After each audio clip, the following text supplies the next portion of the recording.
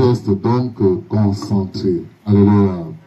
Parce que si tu ne restes pas concentré, tu ne vas pas bien comprendre de quoi je parle. Amen. C'est pour ça que j'ai voulu qu'on chante encore un petit peu. Amen. Pour que nous puissions rester, puissions être concentrés, nous puissions nous attacher à ce qui va être dit. Alléluia. Parce que ce qui va être dit doit nous trouver dans de bonnes dispositions afin que nous puissions bien comprendre, afin que nous puissions recevoir réellement ce que le Seigneur a prévu, ce que le Seigneur a préparé pour nous, puisque nous allons parler de la verge du pouvoir. Amen. La verge du pouvoir.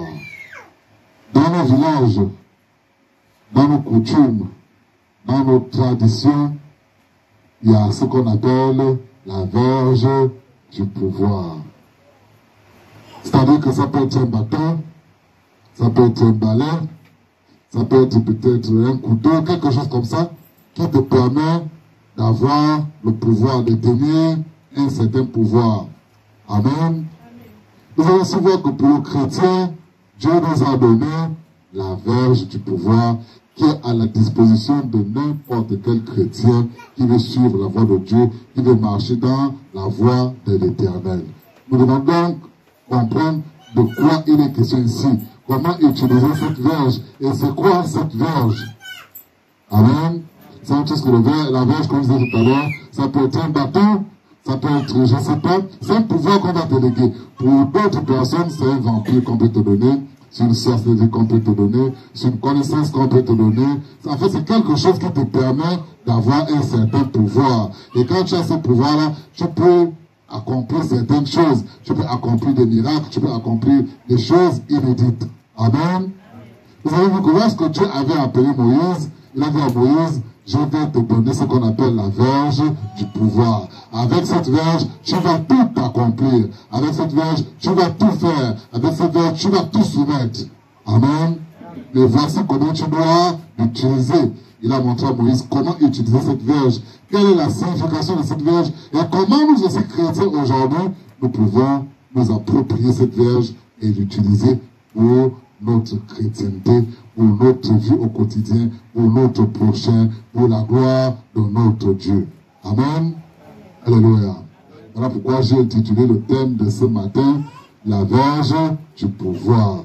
Lorsque nous lisons dans le livre d'Exode, au chapitre 7 par là, nous voyons que Dieu va appeler Moïse. Et va dire à Moïse, Moïse, voici, je te remets une verge, je te remets un pouvoir.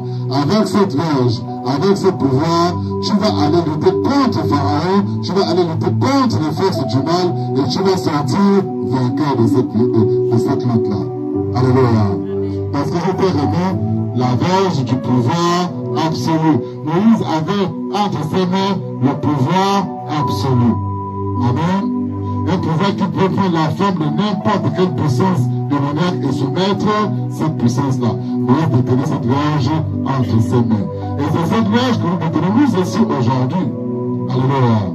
Vous allez comprendre. Amen. Je vais parler très vite. Mais je permets à celui qui ne comprend peut-être pas, celui qui ne saisit peut-être pas le sens dès le départ de poser même une question, de demander ce qui ne saisit pas très bien. Amen. Alléluia. Lis-nous un peu dans le livre d'Exode, lis au verset 14 du chapitre 7. Il y a ce qui est dit. L'Éternel dit à Moïse, Pharaon a le cœur endurci. Pharaon a le cœur endurci. Oui?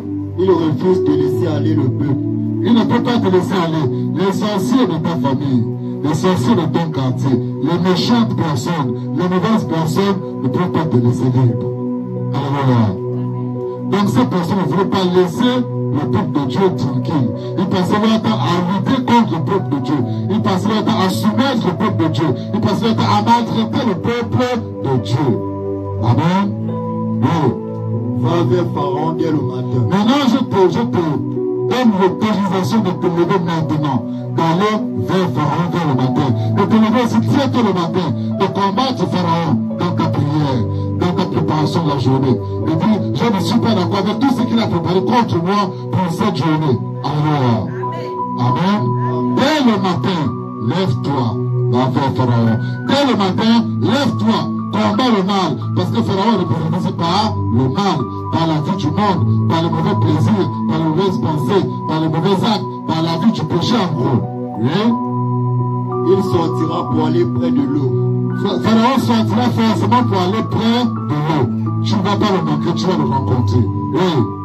Et tu te présenteras devant lui au bord du fleuve. Oui. Tu prendras à ta main la verge. Tu vas prendre à ta main la verge. La verge, le bâton du pouvoir. Alléluia. Tu prendras ce bâton de pouvoir entre tes mains et tu vas l'utiliser contre Pharaon. Tu vas lutter contre Pharaon avec le bâton que je vais te remettre. Le bâton qui sera entre tes mains. Qu'on appelle ici la verge. Oui? Qui a été changé en serpent. La verge par laquelle je t'ai montré un premier miracle. Alléluia.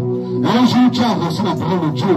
Un jour tu as eu la visitation de la personne de Dieu, d'un ange de Dieu. Alléluia.